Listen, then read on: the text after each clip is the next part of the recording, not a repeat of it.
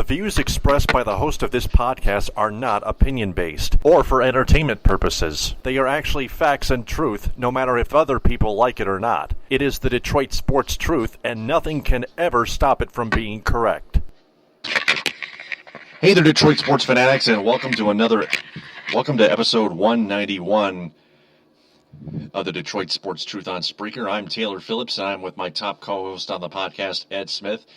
Thanks so much for being on here again, as always. How are you?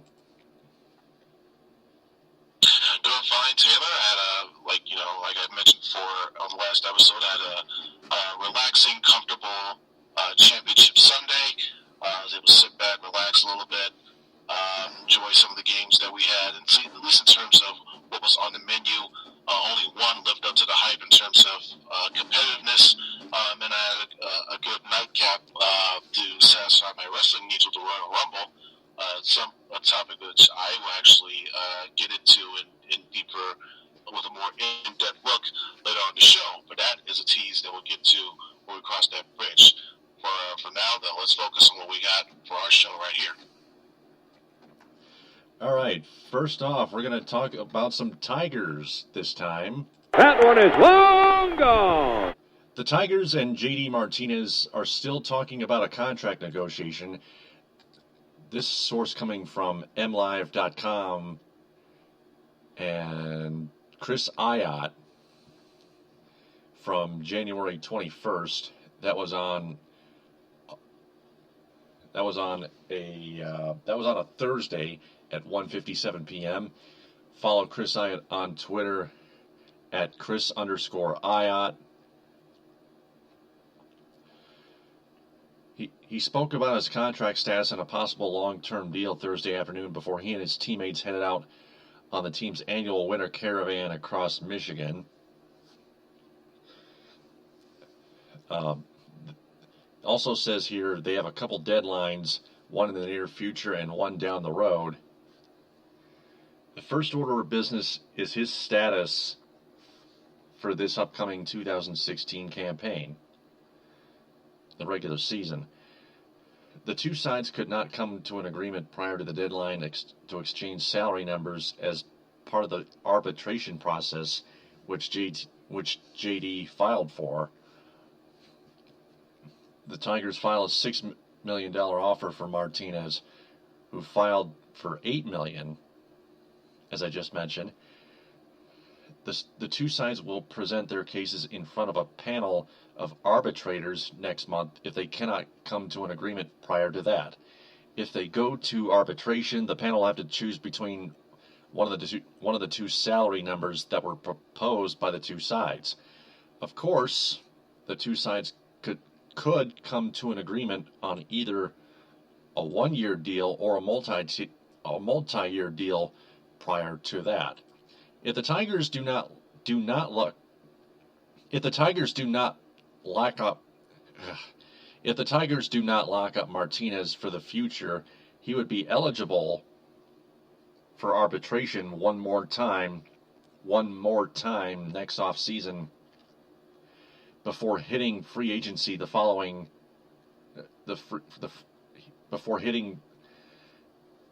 hitting free agency following the 2017 season. It appears that neither side wants it to come to that. JD said he didn't know whether talks would heat up in the weeks ahead.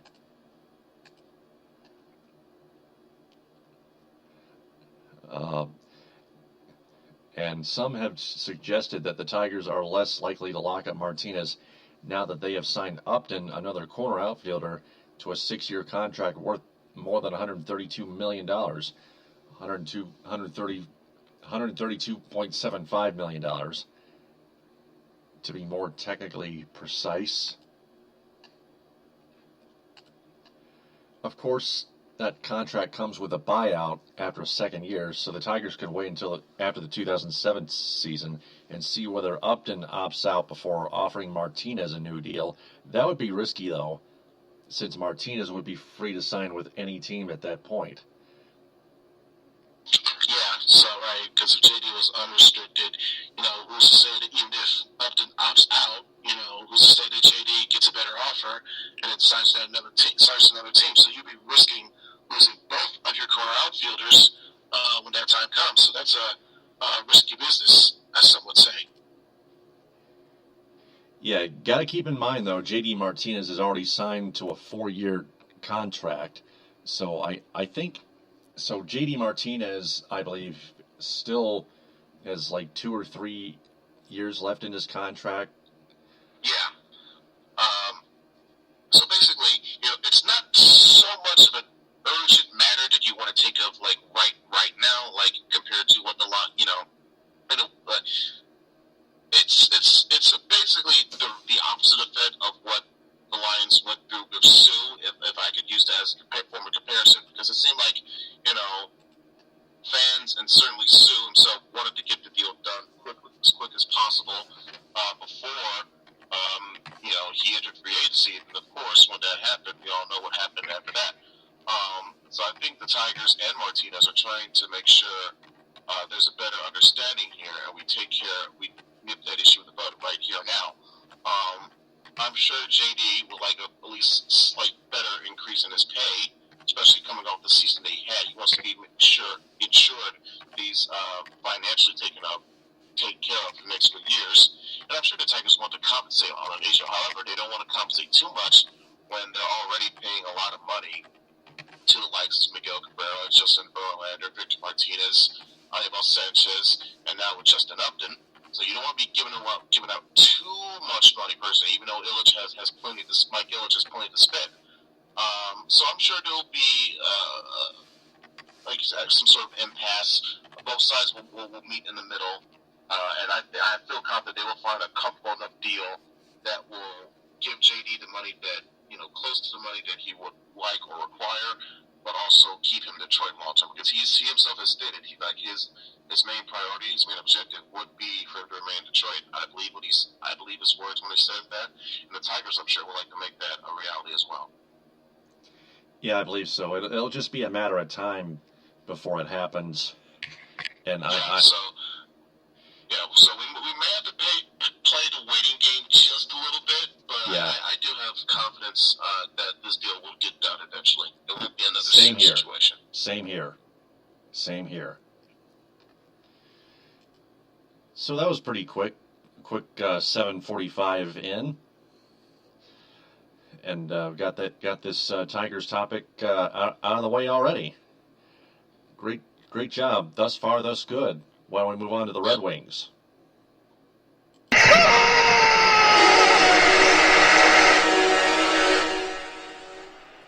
Want to remind all the listeners that are actually hockey fans, especially, that according to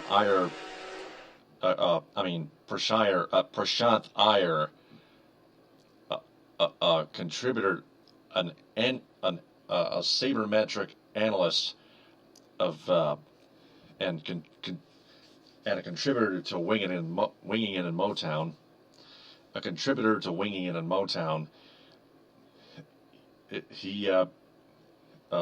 the NHL trade lines for each team goes like this. For the Red Wings, after 55 games, February 12th. After 65 games, March 6th. And after 75, March 27th. And that's it.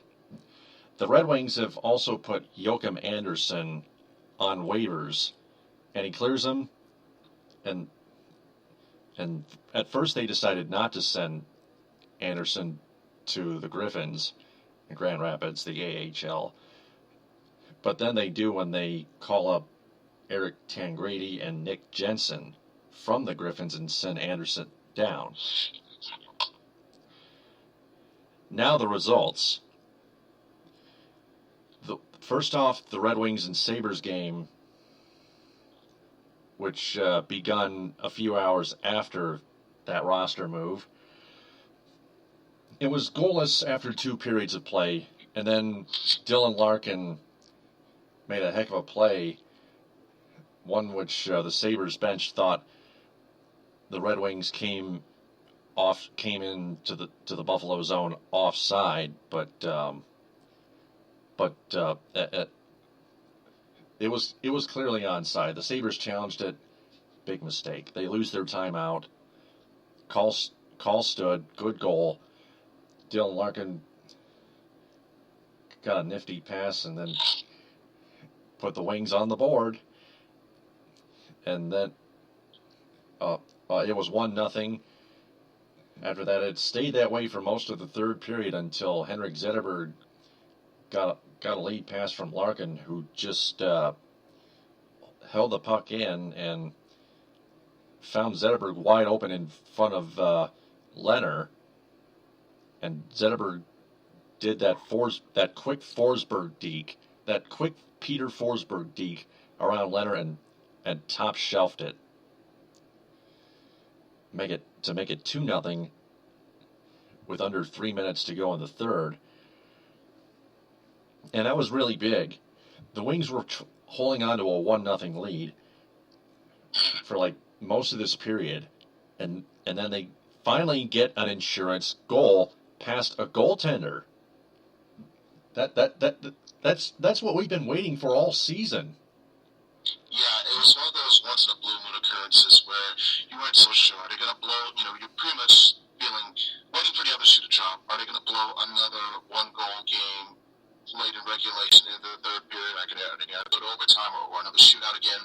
But for once, they actually got some breathing room and got an insurance goal. So good for them on that part. Yep, and then Luke Glendening with an empty net goal. Mm-hmm. Peter Mrazek only made 19 saves. Give him most of the credit, but the defense stepped up as well.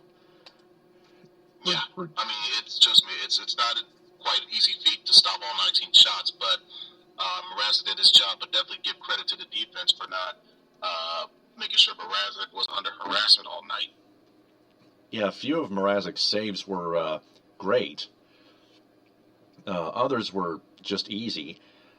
But the Red Wings defense was able to hold the Sabres offense to no goals and just 19 shots. And defense is the name of the game. The offense did the other half, did their half of the job, and just enough of the things clicked.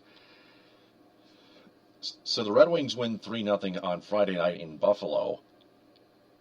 And then they come home the following night. Jeff Blashill, in between these games, still had yet to make a decision with considering Peter Mrazek only made 19 saves. Only had to face 19 of them. But Blashill still went with Jimmy Howard to start in between the pipes at Joe Louis Arena against the Anaheim Ducks. And Howard gave up 2 goals in the first period, no goals in the second, but then gave up 2 more in the third. It was tied at 2 after 2 periods. It wasn't that bad of a game, but if you're Jimmy Howard and you give up 4 goals, like 3 or 4 goals the last 4 or 5 in each of your last 4 or 5 games now. That pretty much gives you an expression that you may be falling apart, really falling apart. But if you're the Red Wing fan or the Red Wing public figure of any sort, and facing reality, you may have to think that Jimmy Howard has got to just throw in the towel. Well, and maybe it's also the part where Jimmy is probably aware of what Mrazek is more than aware of what Mrazek has done, and he's letting that affect him and get to him mentally, which in turn is causing a steep decline in his play compared to what we've seen in years past, especially in the postseason. Sometimes weird things occur in hockey, but I see this as no coincidence. Back to Prashant Iyer, what he in his sabermetric tweets. This was after the Anaheim game. He's tweeted, "Congrats, Detroit. This is only the second time that the Ducks have scored 5 versus 5 goals in a single game, meaning goals at full strength. They averaged 1.6 of those variety, which was the worst in the NHL coming into that game. So the fact that you gave up 4 goals to that type of offense, it's got to say something about your goaltender of some sort. You know, you don't want to put all the blame on Howard, but when you give up 4 goals to a team that's very lackluster offensively, it's got to say something. It's got to provide some sort of statement. It's very indicative, if you could say. Whereas with what we've seen with Mrazek, sure, he'll have a bad night every once in a while, but those are few and far between. Whereas with Howard, they're coming one right after another. It's like you can't stop. You would hope, for a good night for him, where he gives up maybe 3 goals, and that's saying something. Still including the game winner in Los Angeles, giving that one up. Of course. Just the same old pyro that Jimmy Howard is. He freaking sucks. He freaking sucks. I like Jimmy. I've always liked Jimmy, but even I can't defend this type of play. I just cannot.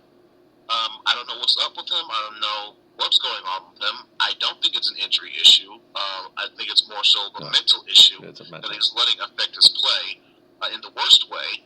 So if it means you got to send him down to Grand Rapids, if it means you got to just don't have somebody else replace him as the backup in the depth chart, or even trade him, something needs to be done for the sake of Jimmy's professional psyche going forward here. Yeah, I would have to agree. Yeah. As much as we love Jimmy Howard right now, as much as we love Jimmy Howard, we have to admit that just for right now, he sucks. He freaking sucks. He's got to pick it back up.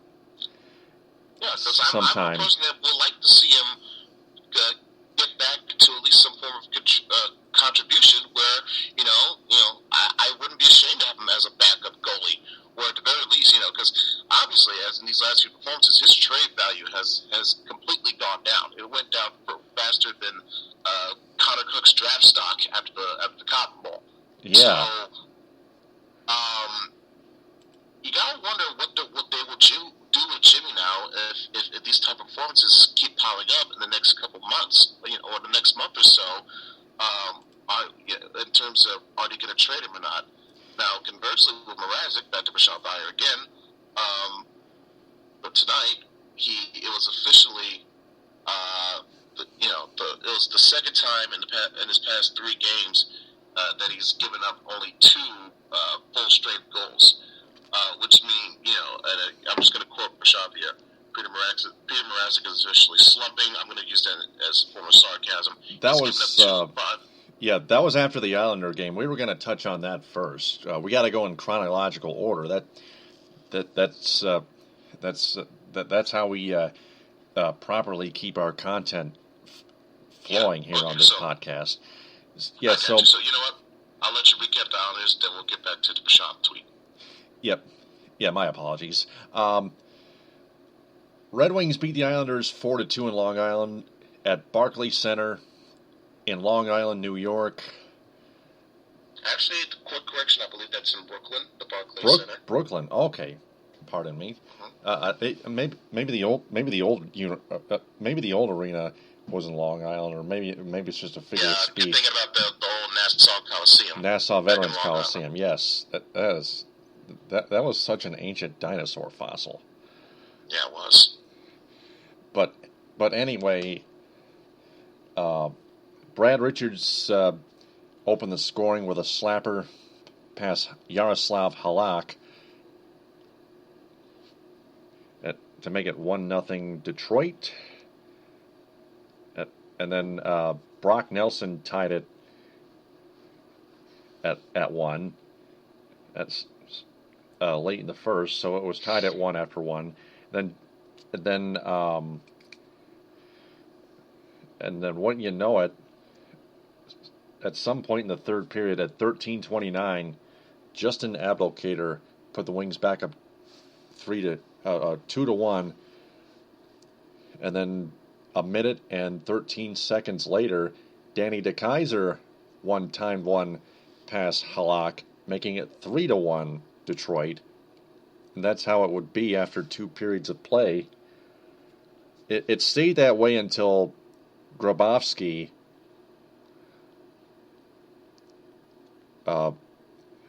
bumped Erickson,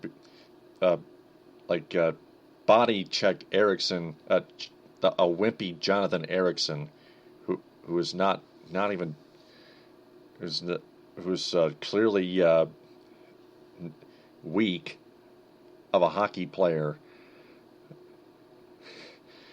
and went on a breakaway on a passing mistake, a turnover by another Red Wing.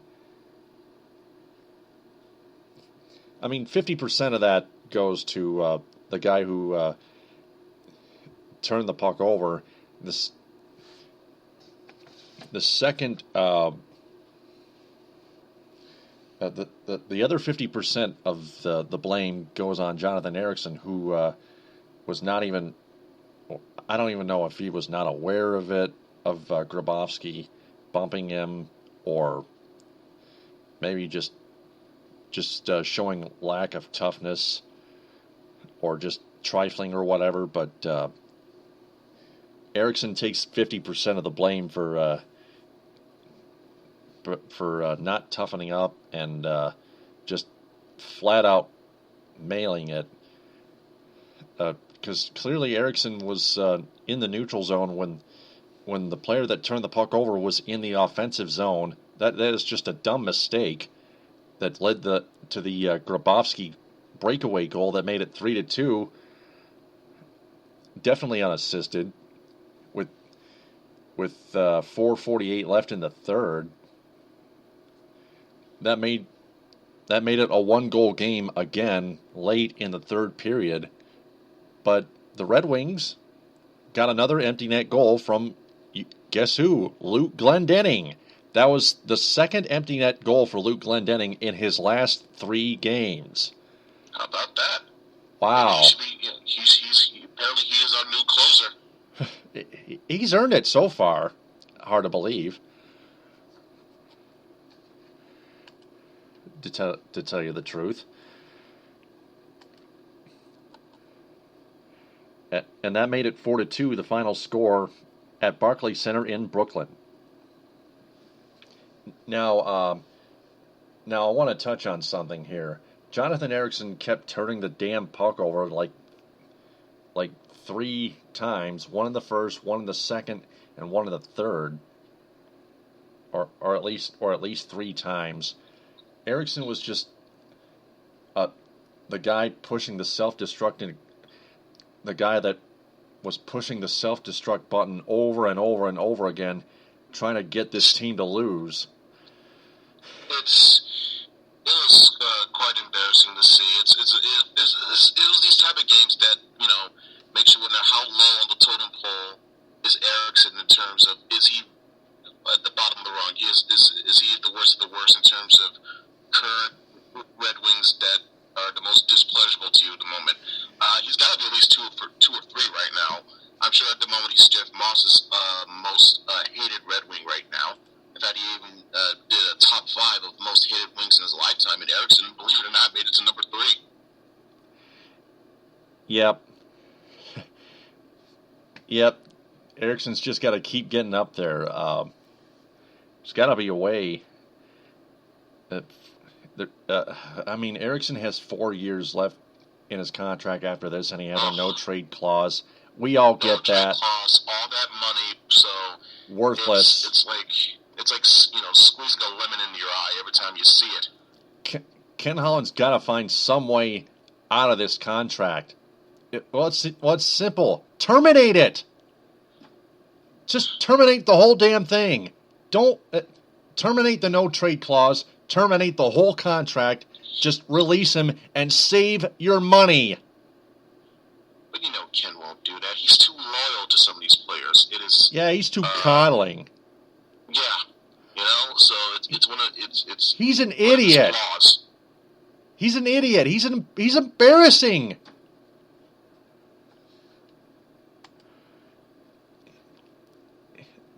That's what I think of him. He freaking sucks.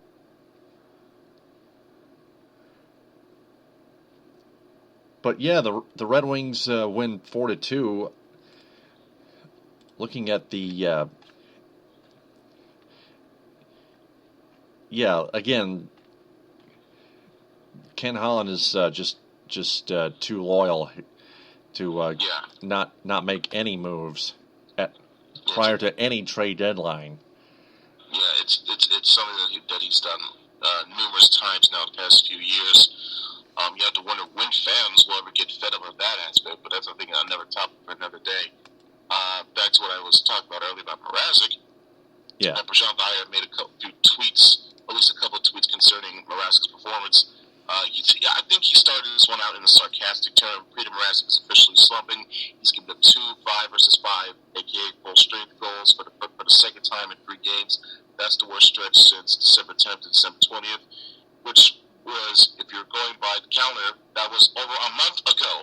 So that's very complimentary to how well Mrazek has played, that it's taken him 6 weeks to have a stretch where he's given up 2 goals at full strength in a span of 3 starts. So, so you could say, oh, he was splitting time with Howard, but if you notice, some of these games as of late, Mrazek has been getting more and more starts. So, again, that should tell you how good he has been for this team. Save percentage is up as well, especially when it's curved and separated between full strength and power play and penalty kill situations. And Blasio, he's not officially, publicly, and directly saying it, but he's indirectly saying that when you've noticed in some of these, past few stretch of games, Jimmy Howard he'll get a carrot, he'll get a start every once in a while, but other than that, it's been strictly Mrazek. Yeah, about that sarcastic tweet by Prashant Iyer, I may have to agree with him. But then again, at the same time, I still think Mrazek is on fire. So he may be slumping a bit, but simultaneously, he's still on fire. Yeah, let's not forget, like, one of those 2 goals came about because of a bad turnover. Yeah, the one I was mentioning about, the one I was analyzing, the guy who turned the puck over in the offensive zone, and Jonathan Ericsson just being a total frickin' wuss in the neutral zone, the pass from the offensive zone to the neutral zone by a team in the Detroit Red Wings who were on the attack.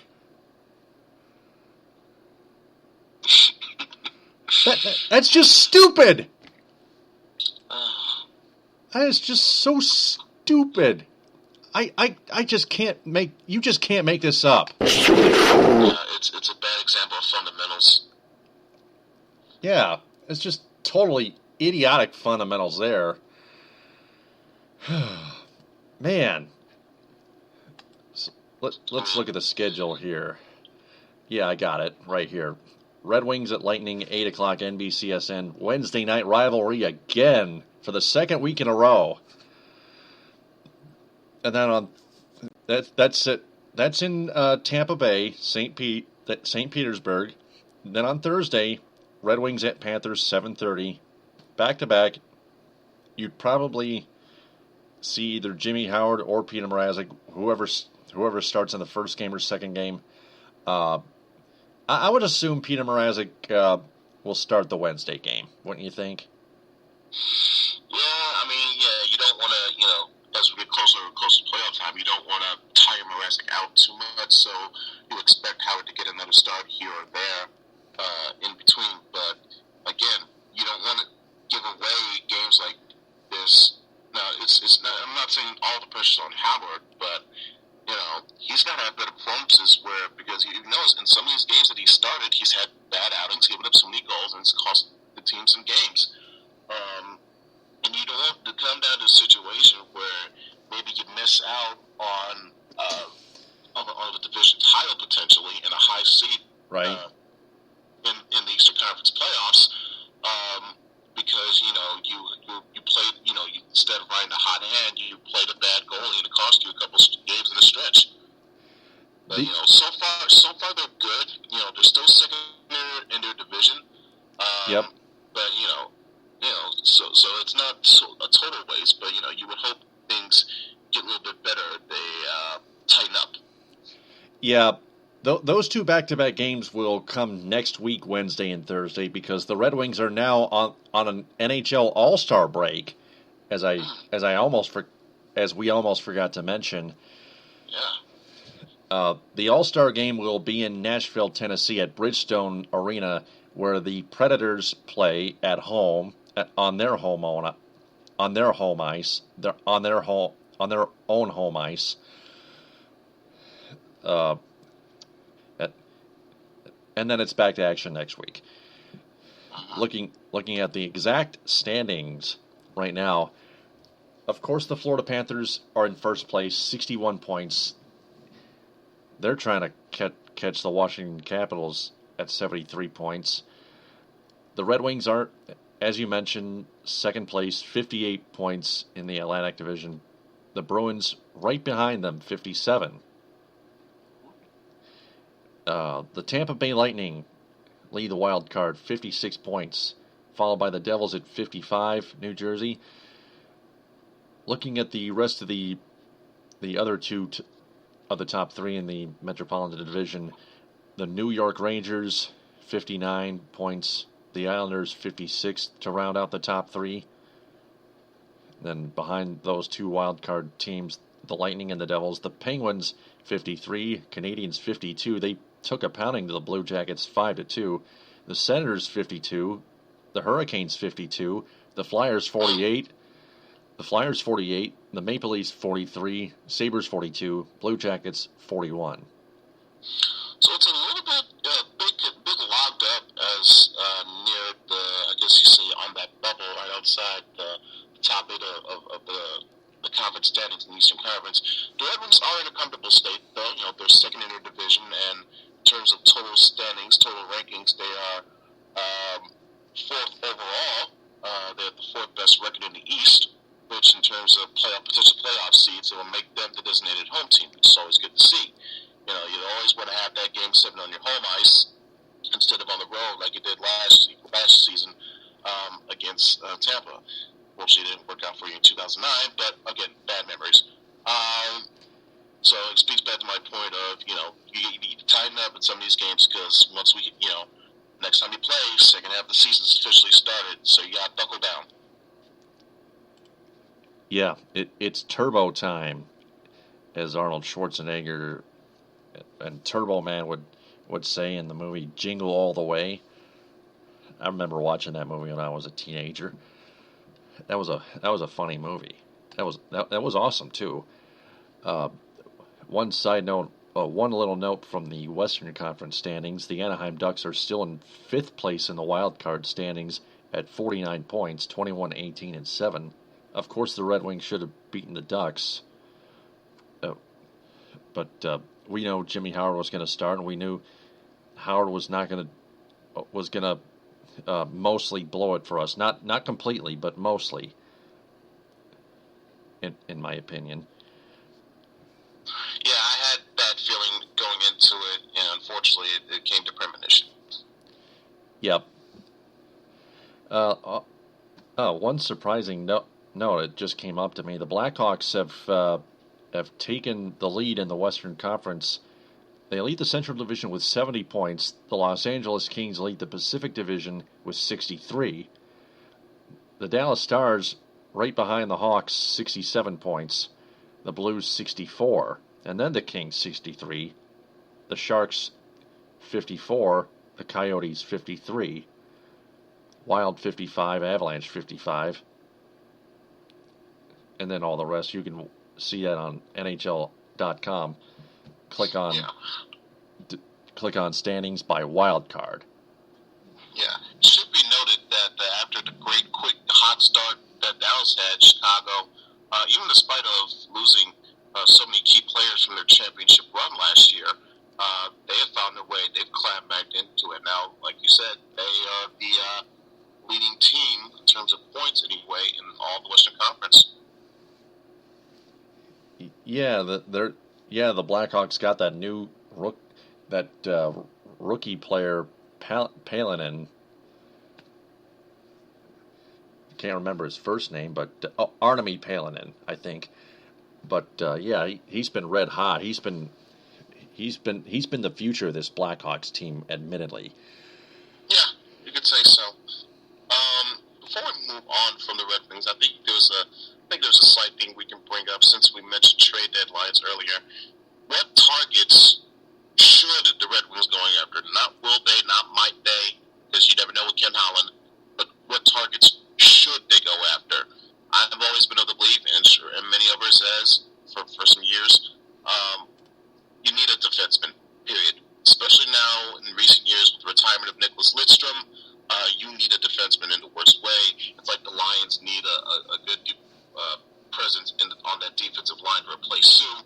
You need one.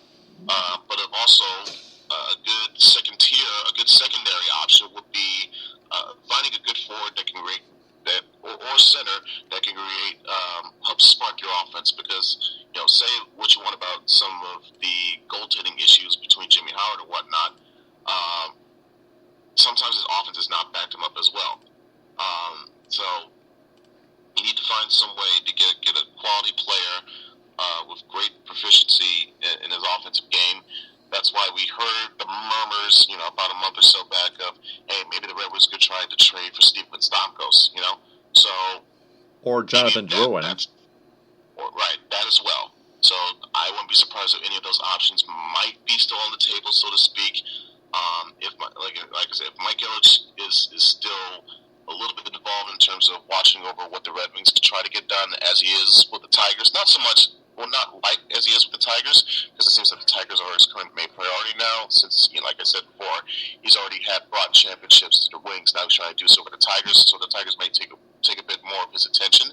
But hopefully he checks in from time to time on the Wings, see, hey, what player do we need to get here or there, letting Ken Holland know what he needs to do. That's his job as GM. Something you hope to see, but hey. But what would be your needs, Taylor, if you were a scout or whatever for the Wings, trying to get some deals done before the trade deadline? My only two options would be to go to trade for Keith Yandel or Dion Phaneuf, just like last year, or Oliver Ekman-Larsson from the Arizona Coyotes. I think we could still go after him. Oliver Ekman-Larsson, remember, he produced more stats than Yandel and Phaneuf. I think that if the Wings traded somebody to the Coyotes for him, that would like boost up the defense and like send Eriksson down to the Griffins for a conditioning stint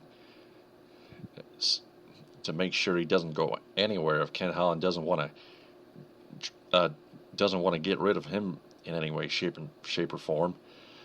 I would view in my crystal ball if they did make a trade for if they did that, if they made such a roster move, that would be for the best of the Red Wings defense and for this franchise.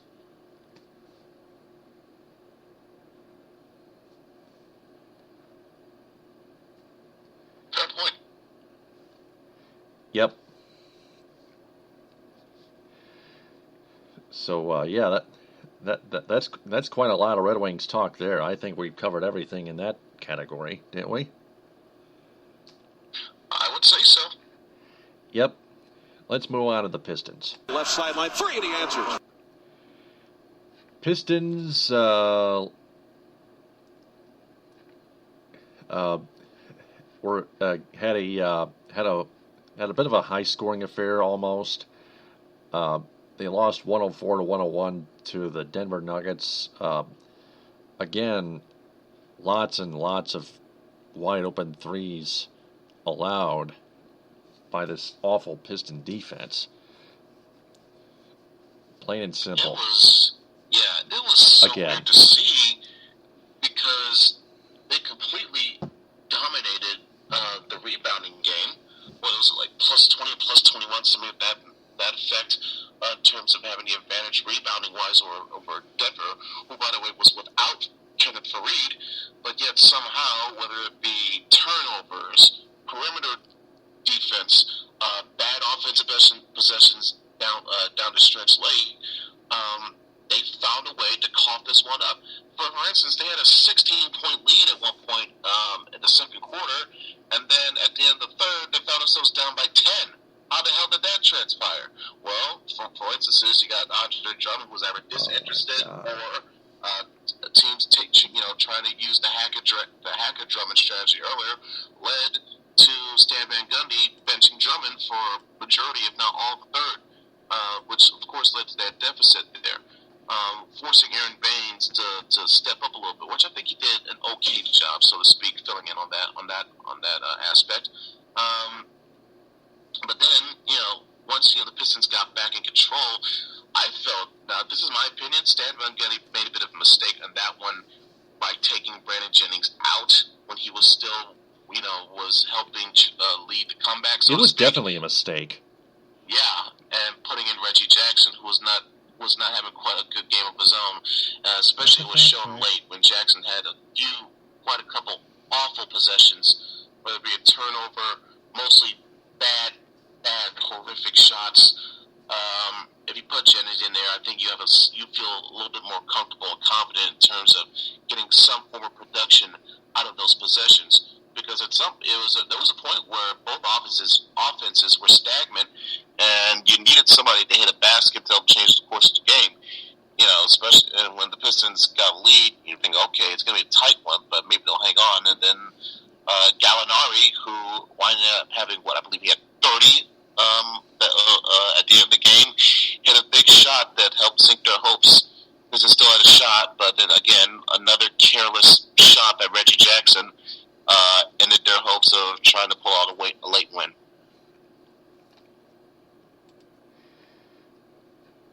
Yep. So 104-101. So 104-101 was the final score there. And then the Pistons traveled to Salt Lake City, Utah, and played the Jazz, and they won 95-92. They held the Jazz to just 13 points in the first quarter. I love it! Now that was playing really tough Piston defense. Yeah. After giving up they gave, I'm trying to think who they gave up 70 points to. 72 points to the Pelicans? Yeah. After on that, Thursday. After that horrific display of defense, it's nice to see them show up, tighten up a little bit, like they did in this game here. 36 points this time allowed in the first half. And now, granted, things did get a little bit, wacky. Rodney Hood, for some reason, decided to turn to Reggie Miller and start hitting shot after shot after shot, which is very annoying. But the Pistons getting some key stops late, them being consistent in terms of scoring, hitting free throws in the clutch. Reggie Jackson had a very nice bounce back game. Drummond was not very productive again for the second consecutive game. Again, I think it's partly because, again, you want to avoid the hacker Drummond strategy, so it's going to cost him some key minutes on the floor. But I will say, though, Ersan Ilyasova, great contribution off the bench. In terms of, I think he scored 17 off the bench, which is way more than what Utah's bench had combined. Most of their starters, almost all their starters were in double digits and then some, but the Pistons had the advantage on the bench in terms of bench play, bench production. So with that, helped them secure this win, and they found a way to have some form of silver lining on this road trip because they go 500. Yeah, that was very key. They needed that win. Did the Celtics lose, Ed? Because I heard from Mark Champion on Twitter, at NBA Mark, the Pistons could move up to 5th place and a win and a loss by Boston. I'm checking that right now as we speak. Give me one brief moment. Tonight's win made them 24-21. And no, the Celtics did not lose. They prevailed 116-91 over the Washington Wizards. So the Pistons do not move up to 5th place. They're still stuck at 6th. Wizards stink. Wizards stink.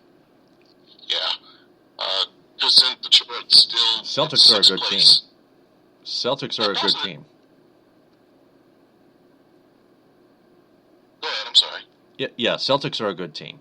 That's it. Yeah, they're a nice squad this year, so you can't take away credit from them on that part.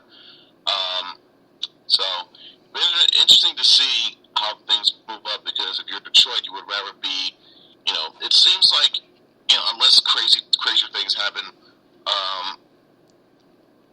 maybe Chicago goes on a tear here or there, but I'm pretty sure Atlanta and Cleveland will be part of the top three teams at the end of this regular season in terms of Eastern Conference. You can give or take who will be that third team. Will it be Toronto or Chicago? So if you're Detroit, it seems like now your best spot would be finish as close to either fifth or fourth place within the Eastern Conference as best as you possibly can. Because no matter what, even though if you say you're facing a Toronto or a Chicago or a Boston, you ever do that, you face an Atlanta or Cleveland in the first round.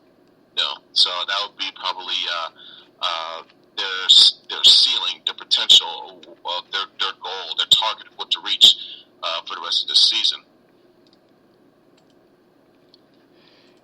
Yeah, I have to agree. So the Pistons are 24-21. They are still ahead. They are still tied with the Miami Heat at 24-21 for 6th and 7th place. Pacers are in 8th place. Celtics still in 5th, 25-21. Behind the Chicago Bulls, 25-19. The Atlanta Hawks, 27-19. The Toronto Raptors, 29-15. And the Cleveland Cavaliers, 31-12. Pistons play the Philadelphia 76ers at home at 7:30 on Fox Sports Detroit, and then they host the Cavaliers on Friday at 7:30. Who had just fired their head coach, David Blatt. Yeah, unbelievably. They were doing so great. I mean, it's so weird. You have David Blatt, who in his last year brought the Cavs within 2 wins of a championship, has them 20 plus games, over 500 this year, and then yet for some reason he gets fired, yet people like Brad Osmus and Jim Caldwell are still employed. Crazy. Yeah, it's like this whole coach firing system has gone completely upside down. It's like it's opposite day for some reason. Yeah, on the Whitest Kid You Know. Trevor Moore, the attorney, that Opposite Day sketch. Yeah. Officially made up Opposite Day and made it official. Mr. Lawyerstein.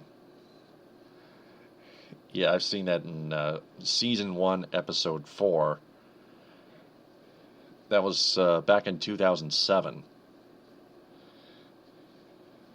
And just when you think the suspect was about to be found guilty and sent to prison, the guy, the suspect's attorney,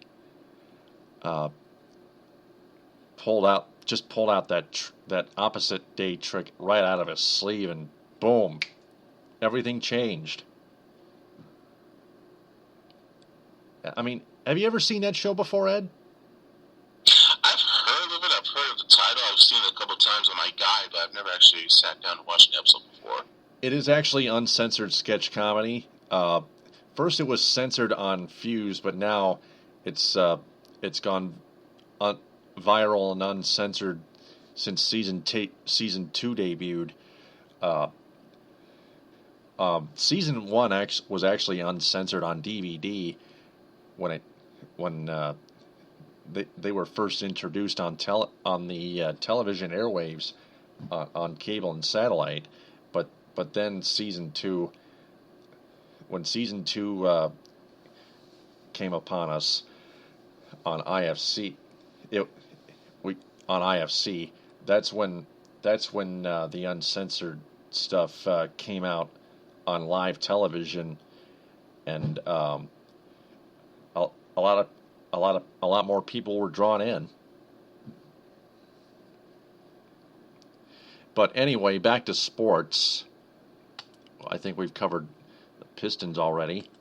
Pistons also play Saturday in Toronto against the Raptors, 6:30. Then on Monday, they go to Brooklyn and play the Nets, 7:30. That's about it for now for the Pistons. Moving on to college basketball, the Michigan Wolverines were dominating for most of this game until the last few minutes of the game when they turned the ball over up to 14 times total, and their lead was suddenly cut down to 1, but Michigan held their ground and kept their cool with about 2 minutes to go and started to pull away again, and they won 81-68. Yeah, good job of John Beeline to making sure the team wasn't too rattled by how by Nebraska, because Nebraska at home, they didn't want to get embarrassed, so they tried to make things as close as possible. But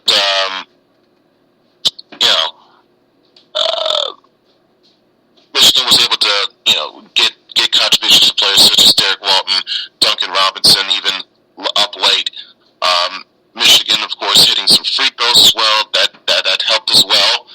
This is the one aspect of the game. If I were a coach in a basketball team, I would stress this to the utmost importance. Hit your free throws, or they are godsends to you, especially late in games. We saw that here. Michigan was able to get to 80. Fun stat.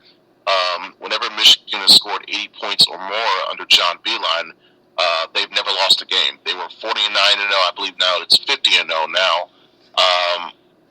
After that, so seeing Duncan Robinson score 21, Derek Walton Jr. Had a double-double, 12 rebounds, go his 19 points. Great stuff, great contributions from everyone involved, and it still keeps them in terms of on paper at least, within the race, so to speak, in terms of Big Ten standings. They're in the top 4. They're a half game currently ahead of Purdue, half game behind Maryland, a team they've already beaten this year. And the two teams that are ahead of those two are Indiana and Iowa, that are currently tied for first in terms of conference record, at least at 7-0. So very good start for Michigan in terms of the conference standings. They're 5-2 compared to Michigan State's 4-4, which was very surprising to see if you consider with both teams what they were capable of early on in the non-conference part of this season.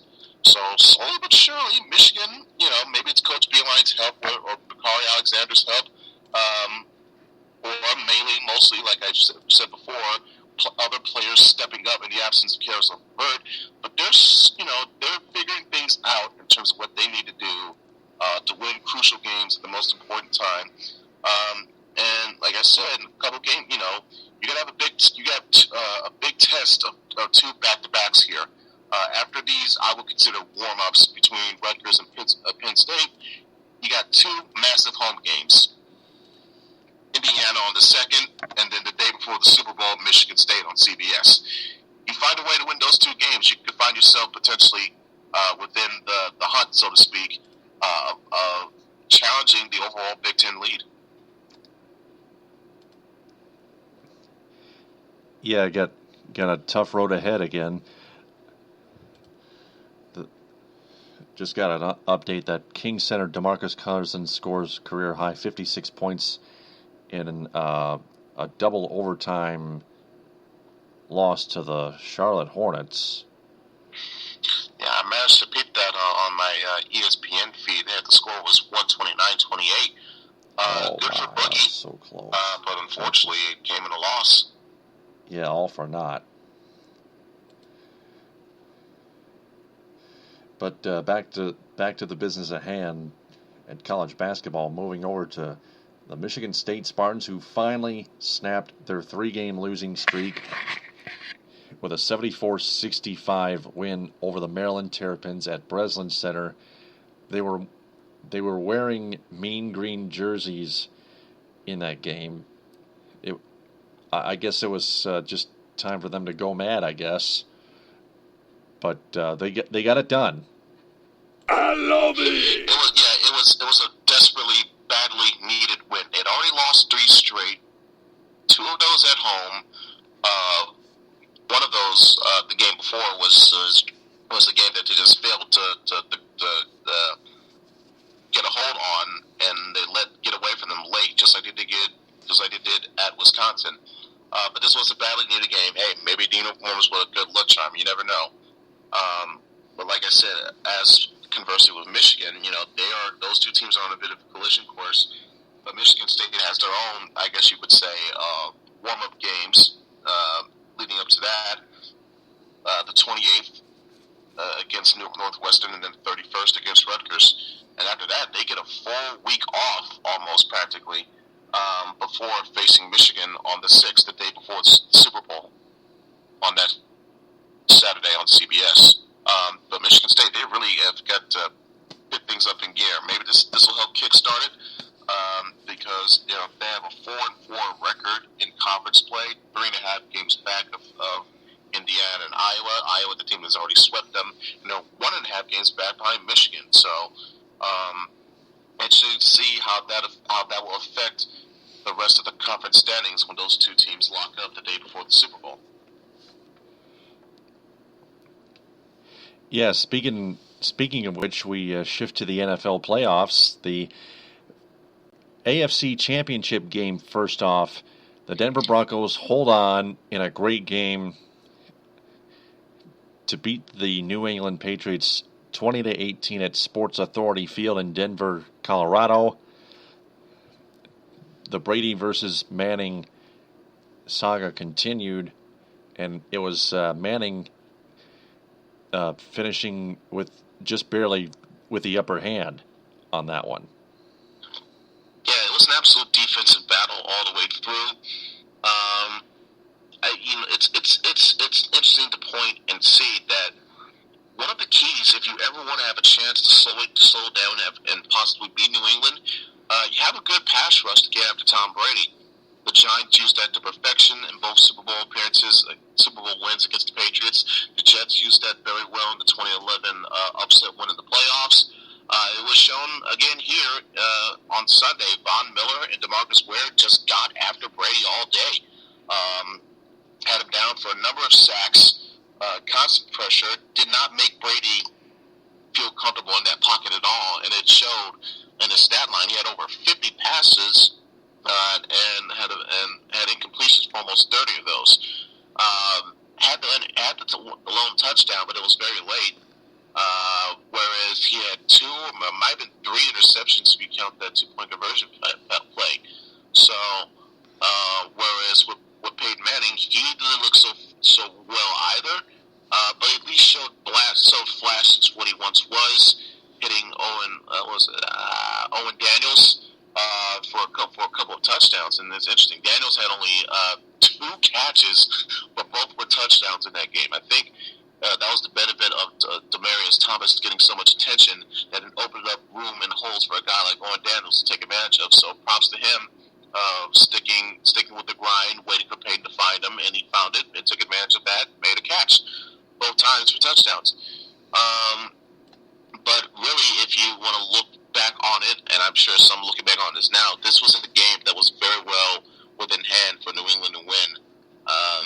Because if you think about it, Stephen Gostkowski, their kicker, misses the extra point, which would have made it a 7-point game if he makes the extra point early on, New England would have not felt the need to go for 2 to even tie the game late.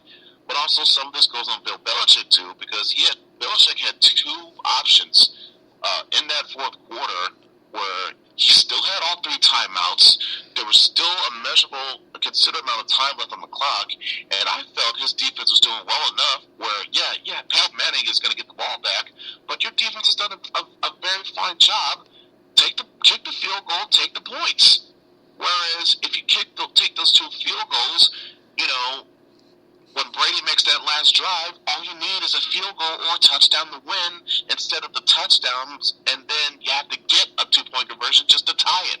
So very, very bad miscommunication by Belichick on that one. A very rare off day for him. Damn it!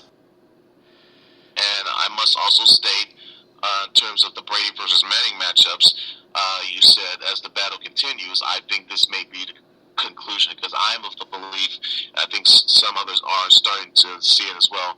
Peyton Manning is going to retire, I feel, after this, especially now after this Super Bowl, win or lose. His body is breaking down on him. He just can't beat that high standard that he knows that he can't be anymore.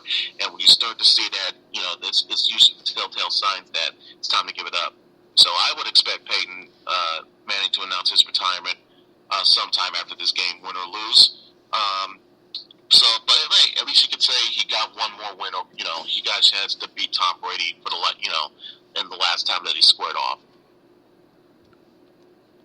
Yeah, I believe the Brady Manning saga's the Brady Manning saga in terms of days have been pretty much numbered now. Both Tom and Peyton gave it one hell of a run. It was a classic. It was another wild finish, and of course, in a game involving these two quarterbacks, something like that was going to go down. So quite fitting for it to be at least, if this was the last time, a wild ride with a close finish at the end.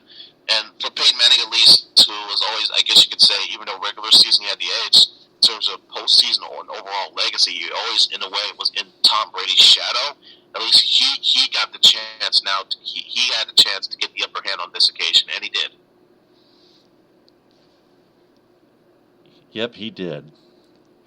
Now, moving on to the NFC Championship game, the Carolina Panthers just blasted, and I mean blasted, the Arizona Cardinals 49-15, I think. Yeah, demolition. Total domination. They, in layman's terms, they were Holly Holm and the Cardinals were Ronda Rousey. Exactly it was right. that one-sided of a beat down. Cam Newton was just so on point. He didn't have to do too much, yet he still was causing damage. The whole entire team, offensively, defensively, even special teams with the muck punt by Patrick Peterson that was recovered by Carolina. They converted the points. I think so.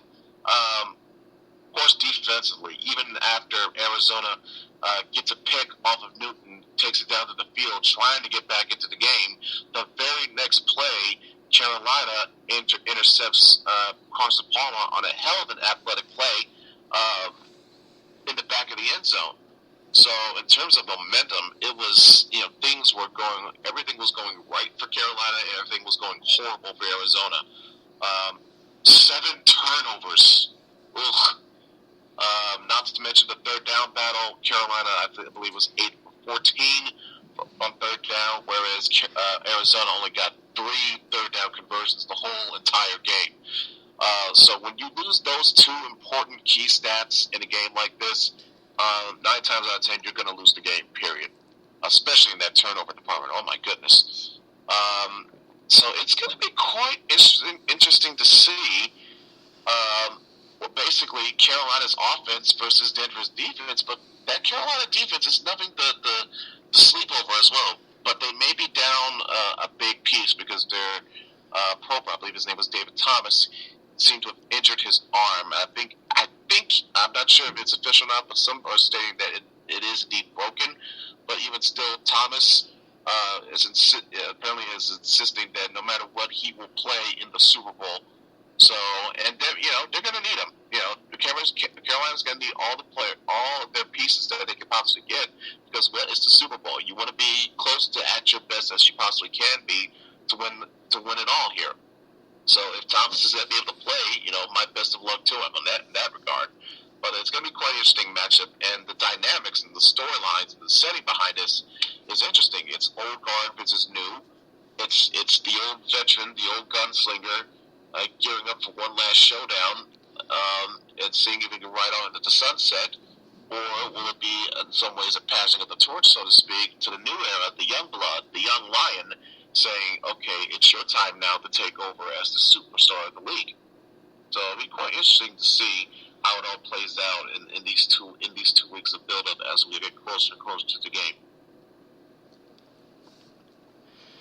I definitely agree. So it will be the Denver Broncos and the Carolina Panthers in Super Bowl 50 on February 7th on a Sunday on CBS. Kickoff 6:25, somewhere around there. It was the exact time. But back to college basketball one moment. My Central Michigan Chippewas pretty much destroyed the Ohio Bobcats at McGurk Arena, 72-49 on a Saturday late afternoon. They're in Oxford, Ohio, Tuesday night, playing the Miami, Ohio Redhawks. 7 o'clock on the Chippewa Sports Network from IMG. Don Shido with the call. Now, last but not least, the WWE Royal Rumble. And Ed, Yes. Yep, Ed Smith has all the analysis to that. Take it away, Ed. Thank you. First and foremost, I want to give a shout out to 2 people on Twitter that specifically requested this.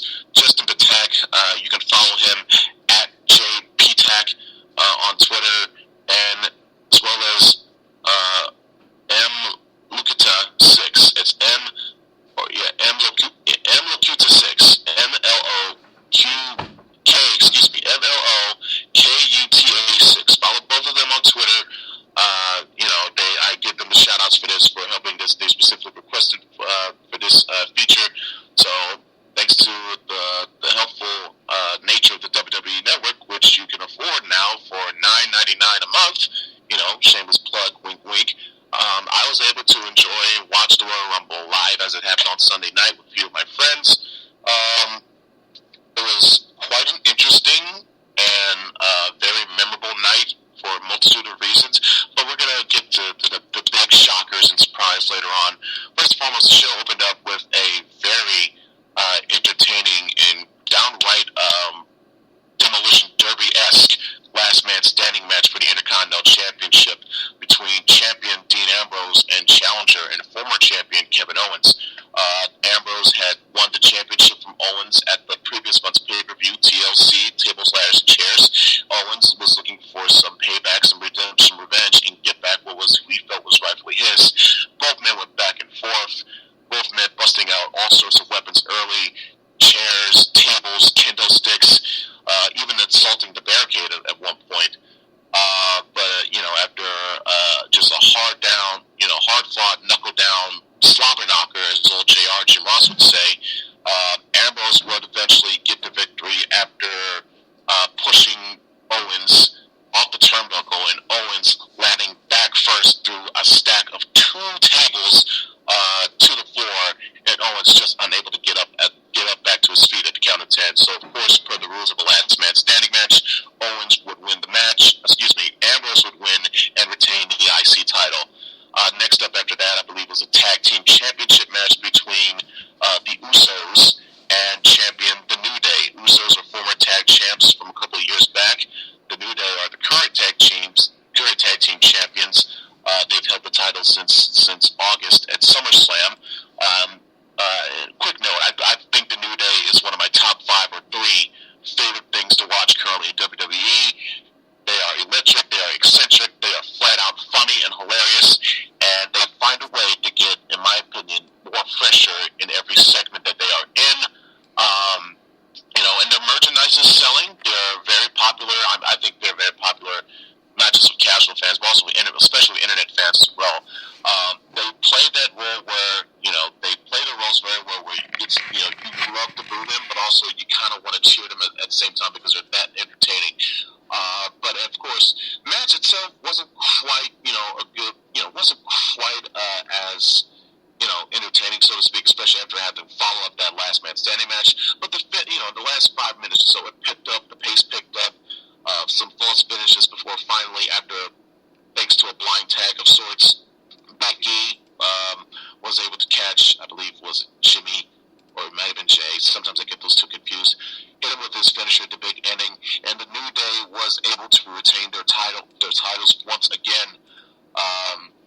interesting to see how they will roll into WrestleMania season with the tag team division leading the division as the champions.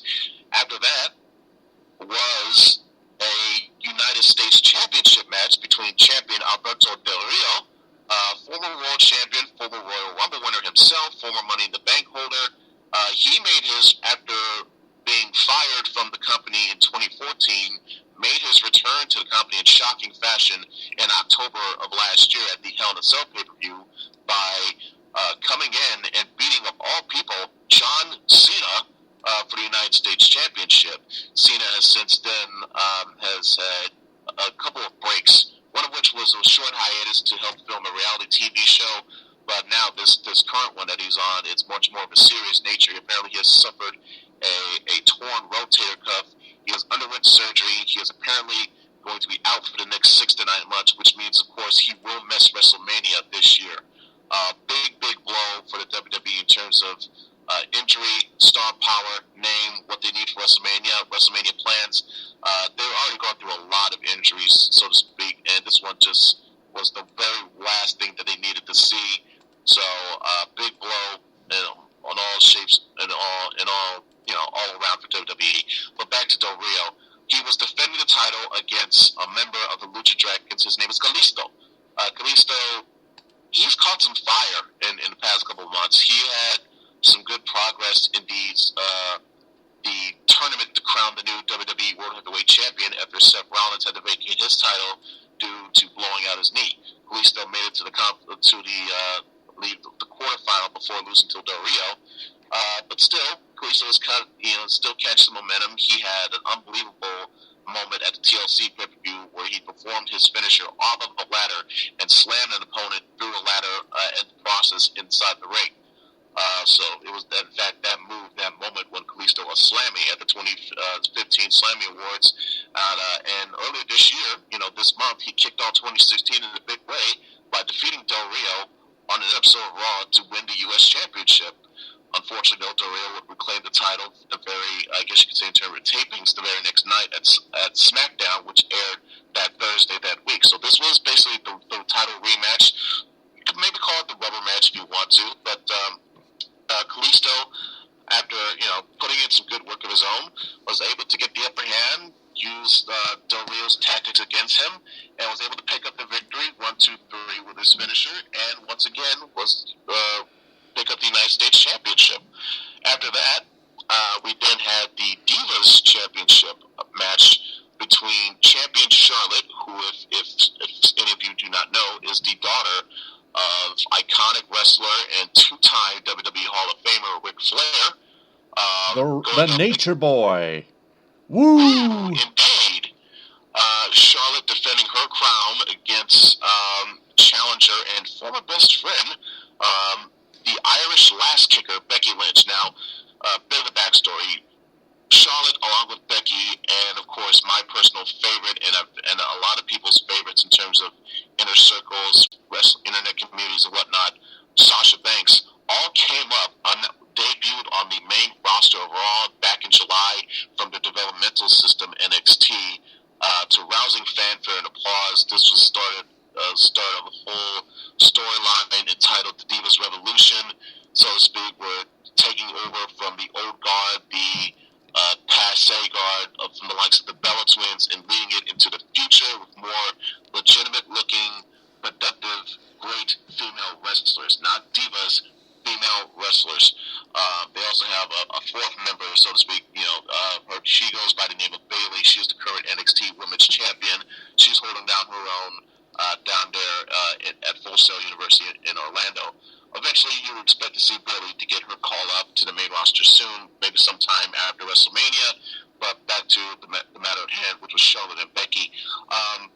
With it being the Royal Rumble pay-per-view, the girls got some time. It was about, maybe a 10, 15-minute match. Both got their moments in. Becky has, in my opinion, become one of the best baby faces, for not just the division, but, she's the only one, basically, in terms of officially, because all the other girls are either, bad guys, heels, or, have no direction on what their character is supposed to be. So Becky seems to be the only one definitively at the moment in terms of main roster. So she is able, she has done a great job in getting the crowd on her side, where, to a point where you kind of know what WWE is planning with what they want to do with Charlotte, but you want to see them do something great with Becky also. So that's a good credit to what Becky has done with her character and getting people on her side. But as it goes back and forth, Becky seems to have the match won. She had Charlotte her armbar submission hold, where Ric Flair, believe it or not, gets on the apron, throws his jacket into the ring, distracts Becky, which allows Charlotte to hit a spear, get the win, and retain her championship by nefarious means. So the apple doesn't fall far from the tree. Charlotte is definitely learning tricks from her daddy in terms of how to be the dirtiest player in the game. After the match, Charlotte, tries to attacks Becky a little bit, poses around smugly for the camera, where all of a sudden, out comes Sasha Banks to a big time pop. Sasha had a moment after kicking Becky out the ring, had a bit of a stare down with Charlotte. These two have had their own sets of battles down in NXT, and after appearing to be on some degree to some sort of handshake, to forming an alliance, so to speak, Sasha would show her true colors, attack Charlotte, and place her in her extremely painful submission finishing move, the bank statement, which you would say is an elevated crossface, to let her know, said a statement of her own, no pun intended, that Sasha is coming for the Divas Championship. After that, we had, of course, the 30-man over-the-top Battle Royal Rumble match. Now, in years past, the Royal Rumble, it was always been used as a vehicle to help determine what the main event match at WrestleMania was going to be that year. This year, a bit of a twist. For the first time ever, the WWE World Heavyweight Champion, in this case, Roman Reigns, would be defending his title in the Rumble match itself. And of course, has it be, in terms of, for the storyline purposes of the storyline, Reigns would enter the match as the very first entrant, meaning he would literally have to defend his title against the entire field, all 29 other superstars. It literally became a case of one versus all. The very first man to come out to try to usurp Roman from his throne would be the man that he eliminated last year, the very last person he eliminated last year to win the Rumble himself, Rusev. The Bulgarian Brute, tried to give it a good showing, but he was eliminated very quickly by Reigns. And then all of a sudden, as the time wound down, the number 3 entrant made his way down the ramp to the ring, and the place exploded because it was none other than the phenomenal AJ Styles. It was rumored for many weeks now, for a few weeks, that AJ Styles, along with a few notable other wrestlers from New Japan Pro Wrestling, Styles, of course, made his name, though, for many, many years, wrestling for TNA, Total Nonstop Action. Some would say, he basically became to TNA what Sting became to WCW in the mid to late 90s. So to see AJ Styles finally, after all this time, debut in a WWE ring was very surreal, especially when, the announcers knew who he was. They called him by his name. It wasn't some goofy gimmick or name change that WWE likes to do sometimes to guys that aren't, made their name outside of their walls, so to speak. So it was a very, very surreal moment and experience to see. But AJ had a very good going. Had some moments where he was teasing his finisher against the crowd, but eventually he was eliminated by Kevin Owens, of all people. So Owens is a guy who, he's had a very stealthy, quick rise to the top of the picture in WWE since he made his own debut in late 2014. So it'll be interesting to see if maybe this is a match we're going to see at WrestleMania. Who knows? Because I think this Rumble created a lot of potential storylines and matches that you will see at this year's WrestleMania in Dallas. Moving along ahead, because I'm sure we were running a bit short on time. It comes down to a scenario. You see other players get their time to shine. Chris Jericho, after all these years, still showing what it takes. I believe he lasted over 50 minutes in this matchup. I think it might have been the number 4 or 5th entrant. He lasted a long time before he was eliminated by Dean Ambrose. That's quite a record. Was that Taylor? That was quite a record. Yeah, it was quite a long time. It's not the individual record for longest showing in a Rumble. That belongs to Rey Mysterio, who lasted 62 minutes back in 2006. But still, a very good showing for Jericho at this point, at this stage, at his age, and of his career. By the way, for those who don't know much more about AJ Styles, in a deeper mental perspective. From a deeper mental perspective, his real name is Alan Jones for AJ Styles, and his finisher is called the Styles Clash. In case you guys don't know that. Yeah, absolutely. AJ has definitely, like I said before, he's made quite a name for himself for years and years, and that was without having to step foot in a WWE ring until now. So to see AJ get this type of reaction this so far into his career, especially now finally debuting with WWE, again, quite surreal, but very feel-good moment for AJ's sake. Back to the match at hand, we also saw the Beast incarnate, Brock Lesnar, have his way with a lot of people in the field, but eventually his quest to once again main event WrestleMania as the WWE World Heavyweight Champion, it was cut short, courtesy of Bray Wyatt and the whole entire Wyatt family. We're talking Luke Harper, Eric Rowan, and big ass McMuscle Brains himself, Braun Strowman. So that could set up another WrestleMania storyline as well, where we could see Brock Lesnar either face Bray Wyatt in a one-on-one match, or potentially in some sort of handicap match, the entire Wyatt family itself. Hey, it speaks for itself. You got the big, monster attraction, literally, in Brock Lesnar, taking on 4 dudes at once at the same time. That's going to sell tickets in some way, shape, or form, and a chance to showcase Brock's skills and being an absolute killer of a performer. And this showcases what type of attraction he is. He is a special attraction. But yeah, Brock was unable to overcome the odds in this instance. As the numbers whittled down, so to speak, it eventually came down to number 30, and the 30th and final entrant was none other than Triple H. Now, the last time we had seen Triple H, he had been on the receiving end of a vicious beatdown at the hands of Roman Reigns at the end of the last pay-per-view TLC, which was over a month ago. So Triple H, he had not been seen or heard of on TV, or at least on WWE TV, since then. He did make an appearance to open up the NXT TakeOver show in London that aired on the WWE Network later that week. But other than that, Triple H was not seen in any form or capacity at all on television. So even though some people predicted to see this, it was a bit of a surprise to see Triple H come out as the 30th entrant as well. So it was a bit of a shock, I'm sure, in terms of storyline purposes, a shock for Roman to see. But after that, the two do get out. After some near fall, some wild close calls, so to speak. The final 4 was Triple H, Sheamus, the Celtic Warrior, former WWE World Champion in his own right, Ambrose, and Reigns.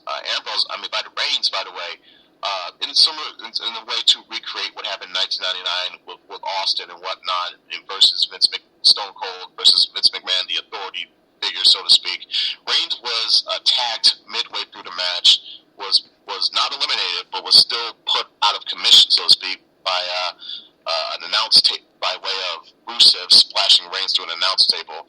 But later on in the match, of course, Rusev, Reigns, in terms of the story and whatnot, was able to come back strong like a firehouse, like a fire blazing, get back into things, and was part of the final 4. So it was him, Ambrose, Triple H, and Sheamus. After a couple of minutes of action, Sheamus was eliminated by Reigns, but then, in a shocking turn of events, immediately soon after, Triple H eliminated Roman Reigns, thereby guaranteeing that there would be, in fact, a new WWE champion being crowned that night. With another bit of a shock, though, this meant that the final 2 participants were Triple H and, of all people, Dean Ambrose. So that speaks to how high I think the company might be seeing in Dean's what's the word I'm looking for? Future, so to speak, and what they have in terms of the value that he presents to them, and what they my potential future plans they have for him going forward. Could it be this year or next year? But of course, as some would say, would expect it to be, Triple H wound up eliminating Ambrose, and at the end, winning the match by eliminating Ambrose, I should say, to become now a 14-time WWE World Heavyweight Champion. So yes, folks, in 2016, not only is Triple H essentially the boss, he is the COO of the company, as well as the, now that Vince McMahon is there, I guess you could say, well, whenever Vince McMahon is not on TV, he's the guy running things on TV as the boss, so to speak, in WWE. Not only is he all of that, he is now, once again, the World Heavyweight Champion. Some will find a way to nitpick at that. I can understandably see why. We've seen enough times with Triple H as World Heavyweight Champion, but I'm not going to be too down on that one, because I'm pretty sure that Triple H will be dropping that title at WrestleMania. He's not going to hold it all year. He's not going to hold it to SummerSlam or Survivor Series of that. He's dropping it at WrestleMania. To who is the question? I think it may, more than likely, it will be to Roman Reigns. And so that's how I think this could set up your card for WrestleMania as a result of this Royal Rumble. Triple H versus Roman Reigns for the World Heavyweight title. Dean Ambrose versus Chris Jericho for the Intercontinental title. I could see Kevin Owens versus AJ Styles. I could also see Brock Lesnar versus either Bray Wyatt or the entire Wyatt family. And I can also see Sasha Banks challenging for the Divas Championship, either in a one-on-one match versus Charlotte, or maybe a triple threat match involving Sasha, Charlotte, and Becky Lynch. So those are some of your potential looking top matches for this year's WrestleMania. Could be, you wish it could be better. If guys like John Cena and Seth Rollins and Randy Orton weren't hurt and injured at the moment. Orton may be back in time for WrestleMania. We don't know, but we do know Cena and Rollins will not be making WrestleMania. You would notice, though, especially with Cena's injury, it kind of leaves out, up in the air as to who the Undertaker might face at WrestleMania. Some were expecting Undertaker to perform this year. Debate as to whether or not it might have been this may be his last ride, so to speak. But we don't even know, especially now. I think it was widely believed that John Cena was going to be facing The Undertaker this year. But, of course, now due to Cena's injury, that will not be the case. So it just leaves you wondering, who will the dead man face at the Showcase of the Immortals this year? But all in all, we'll get to that. We'll cross that bridge when we get there. But all in all, this is a fun show. I enjoyed it, especially watching it live with my friends. And you can view it all, this whole event in its entirety, as well as past shows, every pay-per-view virtually ever in WWE history and whatnot, including this year's WrestleMania, all on the WWE Network for just $9.99 a month. Wink, wink, plug, plug. Send me money, Vince. All right. Excellent and outstanding analysis of the WWE Royal Rumble. And now we close this podcast with 5 questions. It's time for 5 questions with Taylor the Gator Phillips. All right, as always, the way I pull things out of my sleeve. Question number 1: when will the Red Wings start making trades, and what do they do with Jonathan Ericsson? If the Red Wings make trades, I'd say, knowing Ken Holland, they'll probably either wait towards sometime after the second deadline and probably closer to the third deadline. What to do with you said Ericsson, correct? Yep. Well, who knows? Maybe they'll surprise us and put Ericsson on waivers just like they did Anderson. But I doubt it. I think Ericsson will still be a member of this team after the deadline. Yeah, it's going to continue to be a nightmare. Unfortunately. Yeah, just... Damn it! Next question. Question number 2. Was it a good idea to call up Eric Tangradi and Nick Jensen from the Griffins, or should the Wings have called up Anthony Mantha?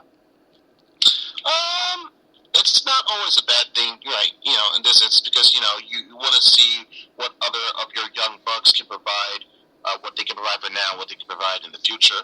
But, I wouldn't mind seeing Matha get another shot, especially what I thought he did an okay job earlier this year in terms of offensive production. So,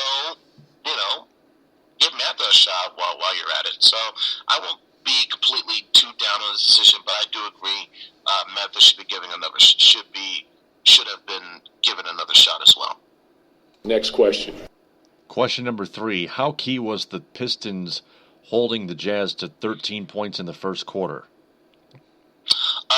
Huge, because like I mentioned before, after giving up 72 in the first half against the Pelicans, you needed some sort of defensive semblance, and you got it here tonight. And it proved to be part of the difference because, you ended up winning this game by 3 points, so it's quite imperative that you held Utah to as slow a start as possible, and they did that. So good job with the Pistons for defensively, at least for once, forming an effing wall. Yeah, in the last seconds of this game.